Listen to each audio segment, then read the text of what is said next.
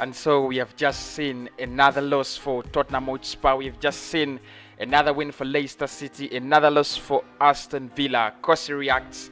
How are you guys doing? You know, the Sunday is incredible. I wanted Leicester City to win for personal reasons. I never wanted Spurs to win. I know there is no Arsenal fan that wanted Spurs to win. And Westam finally pulling off wherever you wanna call it, 2-1 in favor of Westam and 2-1 in favor of Leicester City. We're gonna be reacting to those games. Smash the like button and get your subscriptions in. Let us just run the show. Let us just see what actually happened. What happened to Spurs? What does this mean to for Jose Mourinho, and what happened to Aston Villa? Because it looks like they are running some like a losing streak, aren't they?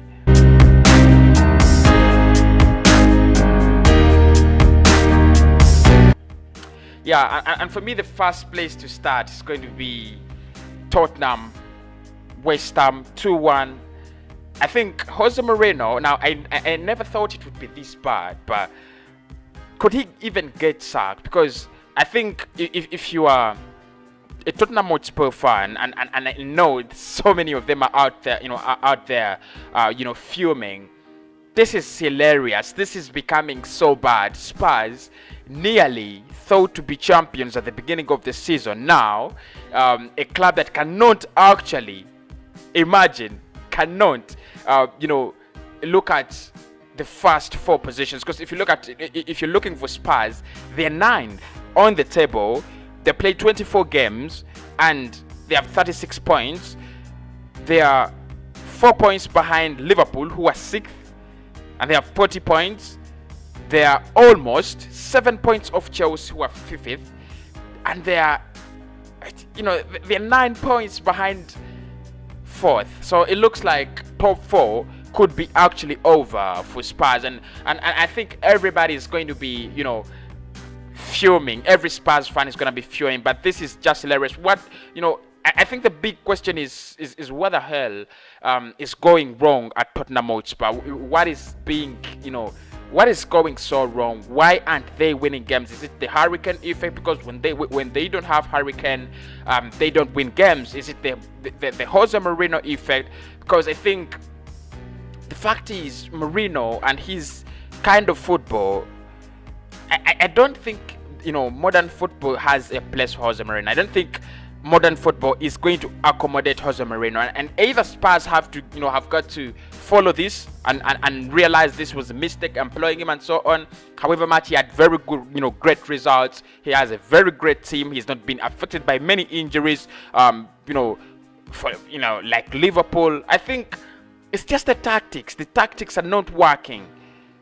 Yeah, you could use an excuse of Westam because they are absolutely on fire. They have this tremendous season. They are flying and so on. But the losses are so many. And Jose Mourinho now knows, in the last 5 games, they have lost 4 and only won 1 game. So it's not about Westam. It's not about any excuses. I think, he's just getting it so wrong. And Spurs, I'm not going to be shocked, actually. Not even very shocked, but I won't be shocked if Spurs go out there and decide to sack Jose Mourinho. It would be a very, very horrible decision against Jose, but I think it's gonna happen. It might happen. The amount of money they invested, look at how good their squad is and where they are.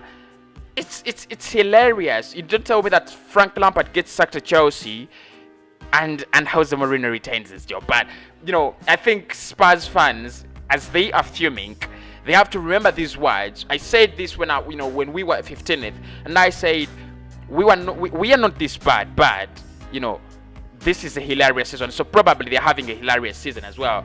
The other place to travel to is Aston Villa losing 2-1 to Leicester City. What a game. Now there are games in a season that you have got to watch, and this is one of them. This is one of the games that I had to watch, trust me. And Aston Villa, Leicester City, it didn't disappoint. A whole 45 minutes in the second half for Aston Villa and a whole 45 minutes in the first half for Leicester City. And I'm going to upload Leicester City. They had the tactical game right. They just did everything right. They knew what to do, when to do it, why to do it. Maddison, Barnes, and Vardy, and Tielemans. I think they ran the show in the first half. Everything was okay. All they had to do was move this ball from back to front at terrific speed, create a couple of chances.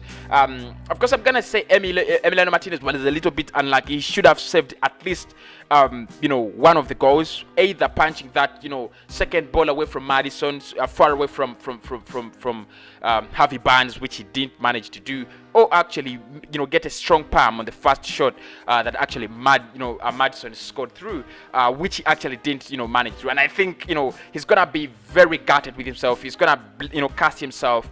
He's a very good goalkeeper, very decent goalkeeper. He's gonna feel like I should have done more. But in this game, one of the things I really loved is Aston Villa's fighting spirit, and I just feel like if a team like Arsenal could just go out there and display such a fighting spirit, it would be tremendous. I'd be satisfied. Like, we are 2-0 down, and then it seems like it's a 0-0. It feels like we want a 1-0 lead. It would be hilarious, but there are not so many teams with such character, and they didn't have Jack Grealish. Everybody's gonna talk about it, and I had to talk about it as well.